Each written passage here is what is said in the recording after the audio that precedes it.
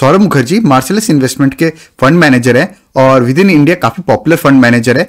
और उन्होंने रिसेंटली एक घंटे का इंटरव्यू दिया था किसी मीडिया चैनल पे, तो उसका हम एनालिसिस करेंगे और मेन पॉइंट्स देखेंगे। तो ये वीडियो जो है उनके जितने भी हाइलाइट्स है उन चीजों को डिस्कस करेगा। मेनली हम अंडरस्टैंड करेंगे कि इतने महंगे मार्केट में क्या हमें इन्वेस्ट करना चाहिए, क्या चीजें हमें समझनी चाहिए। दूसरा ये है कि इंडस्ट्री में क्या चल रहा है, मार्केट का सेंटिमेंट कैसा है। और तीसरा हम देखेंगे कि क्या रिस्क और चैलेंजेस हो सकते हैं आने वाले 6 मंथ्स टू 1 ईयर। और फिर अंत में हम देखेंगे कौन से सेक्टर्स है जिनमें हमें निवेश करने का सोचना चाहिए और पर्टिकुलरली कौन से सेक्टर्स है जिनको हमें अवॉइड करना चाहिए। तो ये सारी चीजें सौरभ मुखर्जी ने अपने इंटरव्यू में एक्सप्लेन किया था और इसे हम शॉर्ट में समझेंगे। Hi friends, I am Sunit Sangai from Rainbis investment और आज हम डिस्कस करेंगे सौरभ मुखर्जी के दिए गए रिसेंट इंटरव्यू के की हाइलाइट्स। तो काफी लोगों का ये डाउट है कि स्टॉक मार्केट जो है लास्ट 1 ईयर में काफी रनअप कर गया है, तो क्या हमें इस महंगे एनवायरनमेंट में इन्वेस्ट करना चाहिए। तो उनका जवाब बहुत सिंपल सा है कि फंडामेंटली अगर आप देखो तो चीजें बहुत ही पॉजिटिव है, चीजें बहुत अच्छी हो रही हैं। और उसके रीजन क्या है, रीजन बहुत सिंपल है। एक तो क्या है कि क्रेडिट ग्रोथ जो है बहुत ही अच्छे तरीके से ग्रो हो रही है। अगर आप बैंक्स की बात करो, एनबीएफसी की बात करो, तो 15% के ऊपर कंपनीज लाइक कोटक बैंक और एचडीएफसी बैंक की लोन बुक ग्रो हो रही है। और वहीं अगर हम बात करें तो ये क्रेडिट ग्रोथ हो क्यों रही है, लो इंटरेस्ट रेट की वजह से। तो इतने लो इंटरेस्ट रेट पे कंपनीज को ग्रोथ के लिए बहुत इजी हो जाता है कैपिटल रेस करना। और इवन होम लोन्स की बात करें या इन जनरल लोगों का कंजम्पशन की बात करें तो इतने लो इंटरेस्ट की वजह से कंजम्पशन भी बहुत अच्छे तरीके से ग्रो होता है।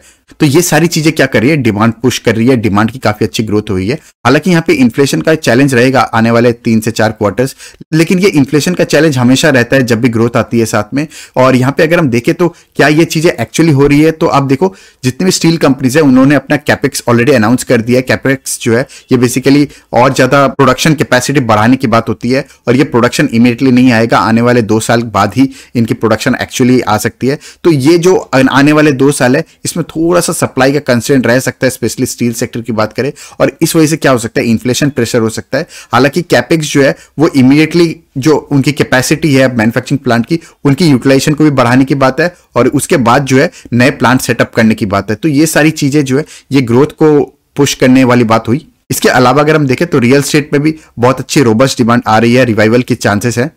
तो ये जितनी भी हमने पॉजिटिव चीजें बात करी, तो क्या ये कोविड की वजह से हुआ है, ये एक्चुअली कोविड की वजह से नहीं हुआ है। कोविड ने बेसिकली इसको एक्सेलरेट कर दिया है, चीजों को फास्ट कर दिया है। बट अगर हम देखें तो लास्ट 5 साल भी जो है in general economy slow down से गुजर रही थी। और इसके अलावा अगर हम देखें तो लास्ट 5 ईयर्स में 3 पॉजिटिव चीजें हुई। एक तो फिजिकल नेटवर्क, आप चाहे रोड्स की बात करो, रेलवेज, एयरपोर्ट्स, ये जितने भी नेटवर्क है, फिजिकल नेटवर्क जिससे लोग एक जगह से दूसरी जगह जा सकते हैं, या फिर इवन जो लॉजिस्टिक्स है, सामान इधर से उधर जो शिफ्ट हो सकता है, उसका नेटवर्क जो है बहुत अच्छे तरीके से ग्रो हुआ है। और इसके बाद दूसरी चीज आ जाती है वो टेक्नोलॉजी लेवल पे एडवांसमेंट। इंटरनेट और टेक्नोलॉजी में भी बहुत ज्यादा इंप्रूवमेंट हुई है लास्ट 5 ईयर्स में। कंज्यूमर के पर्सपेक्टिव से अगर हम देखें तो जियो ने पूरा चीज को ही चेंज कर दिया लास्ट 5 ईयर्स में।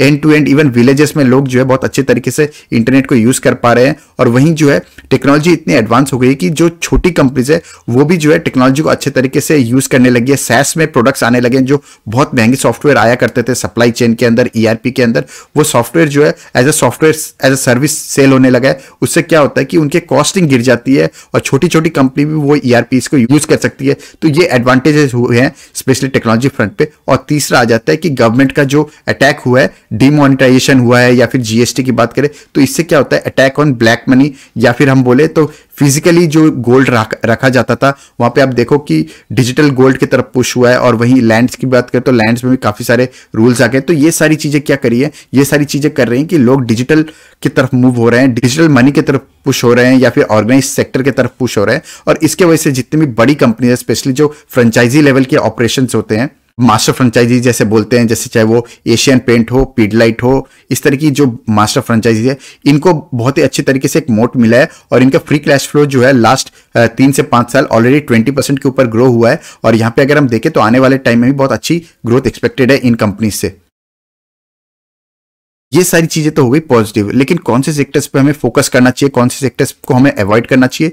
तो सबसे पहले हम फोकस वाले सेक्टर्स की बात करें तो 3 चीजें हैं। एक तो है कि कैपिटल मार्केट पे आप फोकस करो, यानी बैंक्स हुई, एनबीएफसी हुई। बैंक्स में बात करें तो एचडीएफसी बैंक हुई, कोटक बैंक हुई, इस तरह की बैंक्स हुई, या फिर बजाज फाइनेंस हुआ, या फिर ब्रोकरेज हो जैसे कि चाहे वो आईसीआईसीआई सिक्योरिटीज हो। इस तरह की कंपनीज पे फोकस करना बनता है, क्योंकि जब भी इन्फ्लेशन आता है और ग्रोथ आता है तो बैंक्स के पास बहुत कम प्रेशर होता है, क्योंकि उनका इन्फ्लेशनरी जो है वो ग्रोथ से लिंक होता है। और दूसरी सेक्टर जो हमें फोकस करना चाहिए वो है कि ऐसे कंपनीज जो मोनोपोली बिजनेस रखते हैं, मोट बिजनेस रखते हैं, और जो जब रॉ मटेरियल्स के प्राइसेस इंक्रीज होते हैं तो वो कस्टमर्स को पास ऑन कर पाए या अपने सप्लायर्स को पास ऑन कर पाए, वो कभी अपने कस्टमर्स को पास ऑन ना कर पाए, ऐसी चीजें ना हो, तो वो ऐसी कंपनीज होगी जिनके पास एक ब्रांड वैल्यू है, जैसे कि टाइटन हुई, पीडलाइट हुई, एशियन पेंट हुई। इस तरह की जो बड़ी कंपनीज है, इस तरह की कंपनीज में आपको फोकस करना चाहिए जिनके पास एक ब्रांड है।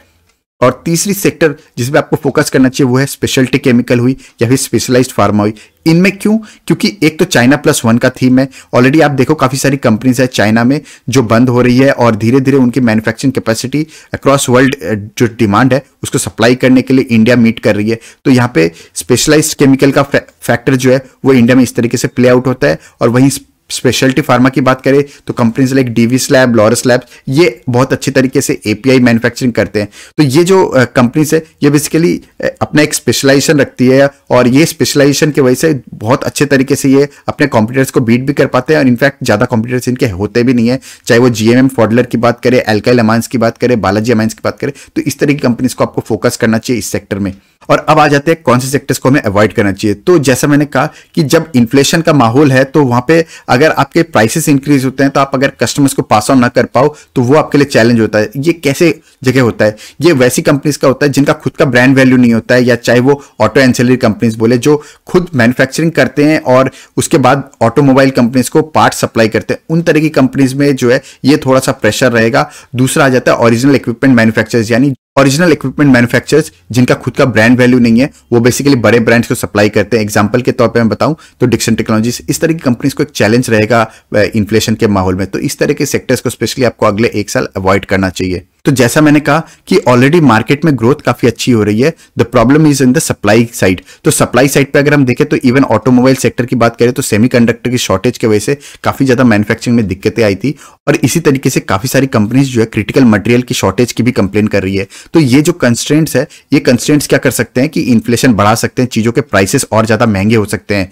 तो करेंटली अगर हम बात करें तो मॉनेटरी लेवल पे जो है 5 to 6% का होलसेल इन्फ्लेशन है। तो आने वाले टाइम में ये कंस्ट्रेंट्स जो है, ये सप्लाई कंस्ट्रेंट अगर ऐसे ही कंटिन्यू होते रहे तो 10 से 12% के इन्फ्लेशनरी प्रेशर हो सकता है। हालांकि करेंटली अगर हम बात करें तो चीजें कंट्रोल में है। तो ये जो चीजें हैं, ये सारी चीजें देख के लग रहा है कि यहां से आने वाले टाइम में अगले 1 से 2 साल जो है कंपनीज बहुत अच्छा करना चाहिए in terms of business. And stock prices की बात करें तो काफी अच्छा होना चाहिए। तो इस तरीके से हमें पता चलता है कि करेंटली अगर हम मार्केट की बात करें तो इतने महंगे मार्केट में हमें बाई करना चाहिए कि नहीं, तो ऐसा बिल्कुल नहीं है। देयर आर मेनी पॉकेट्स जहां पे आपको वैल्यूएशंस के देखते हुए और आने वाले टाइम की ग्रोथ को देखते हुए आप बिल्कुल इन्वेस्ट कर सकते हो। लेकिन आपको थोड़ा सेक्टर स्पेसिफिक चूज करना पड़ेगा। हर सेक्टर या हर कंपनी में आप निवेश नहीं कर सकते। थोड़ा सा देख समझ के, थोड़ी वैल्यूएशंस को भी कंसिडर करके आपको निवेश करना चाहिए। और यहाँ पे दो चीजें, एक तो सौरभ मुखर्जी के लिटिल चैम्प्स और कंसिस्टेंट कंपाउंडर्स, ये दोनों के ऊपर मैंने वीडियो बनाया था। आप चाहो तो वो वीडियोस देख सकते हो। मैं ऊपर आई बटन और नीचे डिस्क्रिप्शन में लिंक शेयर कर दूंगा, आप चाहो तो वो वीडियोस देख सकते हो। और दूसरी चीज ये कि अगर आप कोई पर्टिकुलर टॉपिक चाहते हो मैं अपने चैनल पर कवर करूं तो कमेंट सेक्शन में जरूर बताइएगा। आने वाले वीडियोज में मैं वो टॉपिक्स को कवर करूंगा। That's all for today, thank you. तो यहाँ पे मैं एक डिस्क्लेमर दे दूं, तो ये कोई बाई और सेल की रिकमेंडेशन नहीं है।